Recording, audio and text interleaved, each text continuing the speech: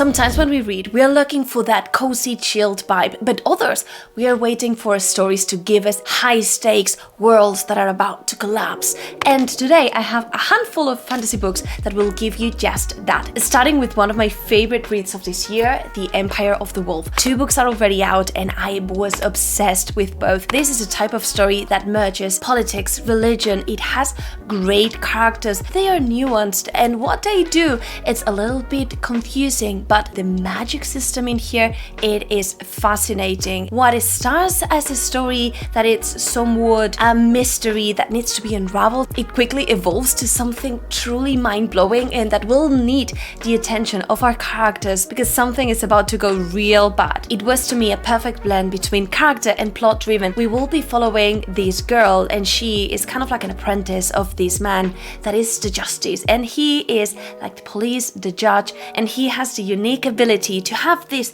magic. With this voice he's able to convey people, to tell the truth, but he's also able to talk with the dead. It is a little bit dark, but just in the best way possible. And we continue with the Founders Trilogy by Robert Jackson Bennett. It is a concluded trilogy, and let me tell you, it starts being fantasy, but very quickly it advances to a perfect blend of also sci-fi, and the stakes are so massive. Probably one of the series in this list that has the highest stakes of them all. It's at its core a heist, so it's something that from the beginning will have that kind of pacing in which you are completely sold with the character's mission, and we will have an incredible charming cast of characters which always helps. There's a sentient sword here, and if you're not obsessed with this story already, let me tell you more, because we will follow our girl Sansa, and she is this gifted person that has the unique ability to being able to touch elements and then understand what those elements are thinking, which makes her the perfect thief. One day she will get into a little bit of trouble and a story will unfold from there. Really reminded me to Arcane, the TV series, because we will have this blend of very medieval but also technologic world. The magic, it's embedded in how everything moves. They have discovered that they can inscribe elements and these elements can be commanded, and they are treating these as intellectual property, and it's all very fascinating. Also, the narration for this book, it's fantastic, and I promise you, you won't be able to foresee where this story is gonna go. And we continue with one of my favorite reads of last year, and that is Promise of Blood, which is part of the Powder Mages trilogy. Now, I've only read the first one, but the stakes are already incredibly high, and people keep saying that things will get better and the stakes will become higher. In this world, there's a prophecy of a terrible magic that might come up if something happens to the king, and so everyone has been real chilled until one of the main characters that we will be following starts this story actually creating a coup and killing the king. The aftermath, it's incredible because we will need to see not only the political maneuvers that this character will be thrown, but also how this territory is now also in grave peril of having a war, and maybe this prophecy was true and something terrible is about to unfold. Also has an incredible magic system here, also had magic, 3 levels. You can be a sorcerer, you can have a knack for magic, or you can have the ability of ingesting powder and then become this amazing person that you're basically a superhuman now. Political, but it's also pretty humorous, and it was just the perfect blend for me. Feels very much Brandon Sanderson while keeping a fresh perspective, humor, and it was chef's kiss to me. And we continue now to a very beloved series, which is The Faithful and the Fallen. Now, I've only read the first one, Malice, but it is so far also one of my favorite reads of this year, and it took me a while to get into it because it starts with different characters, but it's just the stakes are so high. The world, it's about to collapse, and you see from the beginning how dark forces are conspiring to just brought everyone to their knees and to just take control. And there's supposed to be a war of the gods, and there's the bright star and the dark sun, which are supposed to be opposite forces fighting for different gods. Feels very classic fantasy, like those tropes, the chosen one, the medieval setting with character that needs to train, the trainee, the trainer, the magic that it's unfolding, mysterious visions. It starts slightly slow, but then it really picks up, and I've heard that book 2 onwards, the pacing is just nuts. And we continue with a story that just consumed my soul and made me a hater and then a lover of this story, and that is the Poppy War Trilogy by R.F. Kuang. This is also concluded, and in this case, it's way more political and way more war-driven. This is a kind of book that starts in a way that will make you feel that it's almost dark academia, but really very quickly it changes to a war story where everyone is just thrown into this event, and our characters will need to play a role here. And one of the main characters that we will be following here, Rin, she discovers that she might have a knack for talking with the gods and that she might have a little bit of power. The thing is that you see how this war is consuming the land. It has terrible scenes, and the story is fleshed out in a way in which you feel how terrible war is and how the power of the few really will impact the many, how there is a world to be consumed by madness if something is not stopped. Very engaging. You will find yourself really probably disliking the character, which is what happened to me, but it is a masterpiece. This author really is able to convey very strong emotions in the reader, and to me personally it was other level. I was so mad with the story, but it was also so good. And we changed complete opposites because now we have The Shadow of the Fox Trilogy by Julie Kagawa. This is also concluded, and while it is also Asian inspired, there's also a terrible thing that it's about to emerge. The vibes of this one are way more like an anime. If you like adventure, high stakes, please give this one a try because it reads a little bit more light. It is not dark, but it is surprisingly emotional. It's true that it leans a little bit younger, but at the same time the story is beautiful, and it really honestly reads as a video game. Every now and then a dragon will emerge, and you can ask this dragon for one wish. So all evil forces are chasing this dragon and how to command it. We will follow the story of our girl who is a kitsune, and she finds herself in this position of having one piece of a scroll which holds the key to just bring and command this dragon. And the story, it's at its core a quest. It is surprisingly emotional. I just found myself thrown in this adventure where all the time you need to defeat bosses. In each book the stakes are higher and higher and higher. There's a chosen one, there's a little bit of a slow burn, there's also a grumpy sunshine character.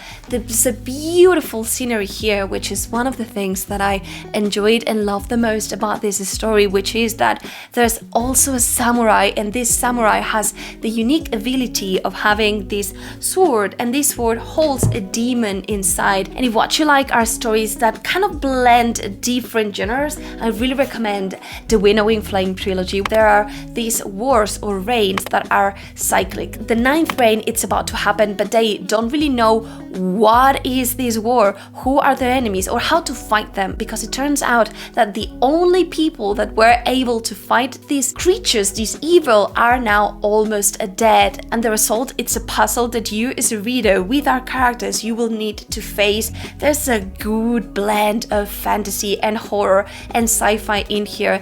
There is a very rich world building because we will be following different species, and each of them will have a very well constructed lore. We will follow one elven vampire, another character who is a witch, and another who is a noble woman that really what she wants is to make sense of this mystery.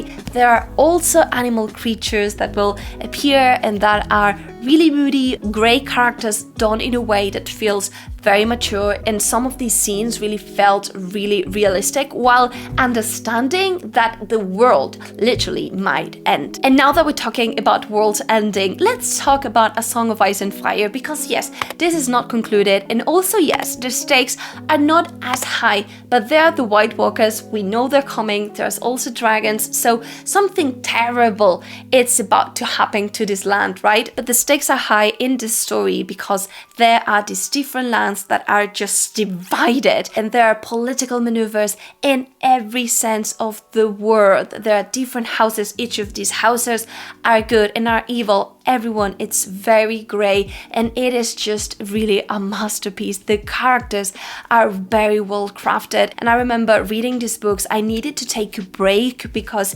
there were some lines that just happened and that you did not want those lines to happen. So it was a very unique experience in a way in which you cannot see what is gonna happen, but at the same time you don't really know what you want to happen. But okay, if what you really want are worlds that are never the same because of magic, give it a try to The Shadow of What Was Lost. This is the first book in the Licanius trilogy, which I haven't completed yet. I've just read the first one, but I really enjoyed myself. There's something very unique with the magic system, and it's a story that blends very well magic plus politics plus adventure plus characters that are trying, that are training. In essence, the story follows the society where they believed before that the augurs were able to tell the future. At some point, something went wrong and these augurs were not able to tell the future anymore, and they hid it. People discovered that they were being lied to, and there was a massive uprising. But from that moment onward, everyone that displays a little bit of that kind of magic is then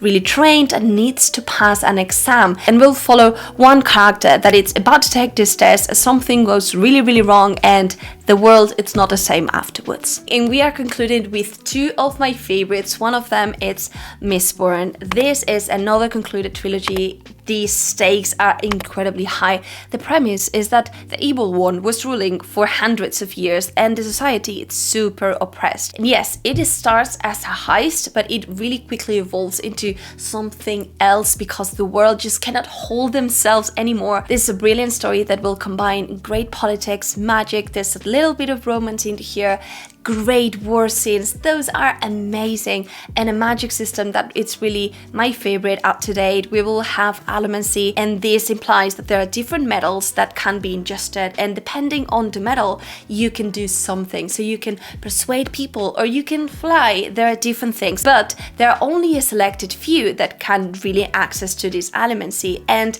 we will follow a band of characters performing a heist that really have the power of accessing one of these metals, and the story unfolds from there. Editing is here, so I cannot believe that I forgot to add Yumi and the Nightmare Painter. One, because I really loved it, and two, because the stakes are also very high. This is a standalone from Sanderson. It's part of the secret projects, and till date it's my favorite. So really encourage you to give it a try. It not only has beautiful scenery and great world building, but also I thought that the premise was so well done. And I say that the stakes are high in here because we will follow these two different worlds. In one of them there are no lights, and the only way to illuminate here it's because there are two neon lines that are going through all these land. And the mind-blowing thing is that the nightmares can come back to life and they can hunt people. I thought this concept as a whole